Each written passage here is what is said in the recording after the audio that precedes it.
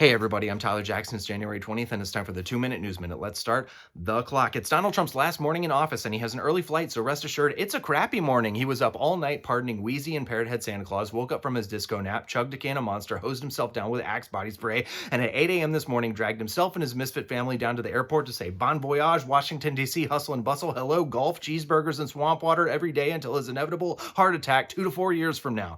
Listen, if I had to choose between watching my enemy have the best day of his life a mile from my house or waking up at 6 a.m. to go to the airport, you know I'm first in line to give a begrudgingly respectful handshake. So it's kind of nice that this last morning in office is basically a test of which is stronger, his pettiness or his laziness. And it turns out pettiness wins. He takes the early flight out of town. There was a small ceremony at Andrews Air Force Base sending Trump off to his decay in Florida, but it was lightly attended with several notable former allies declining the invitation, including Mike Pence, both congressional minority leaders, John Bolton and Anthony Scaramucci. Those last two are interesting because Trump openly hates those guys, but they both got invites and declined.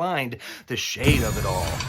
I guess that's what happens when you systematically alienate everyone around you for 4 years and then suddenly realize, oh, I'm alone now. The whole thing reeks of high school drama where everybody's got a date to the prom, but me, who am I going to ask? The nerds? But then you ask the nerds and it turns out, ooh, they actually have plans of their own. And so now you're alone on prom night in a hell of your own creation. But hey, enjoy all that golf you love so dang much. Joe Biden's inauguration is at noon today, and in his first act of solidarity with millennials, he's performed a miracle of nostalgia and got 90s one-hit wonders, the New Radicals, back together to play their hit, You Get What You Give. And there's a whole explanation about how they're a favorite of Doug Emhoff and Beau Biden loved the song, but come on, You Get What You Give on the Capitol steps 2 weeks after the riots. If it were any more on the nose, it would be my properly worn face mask.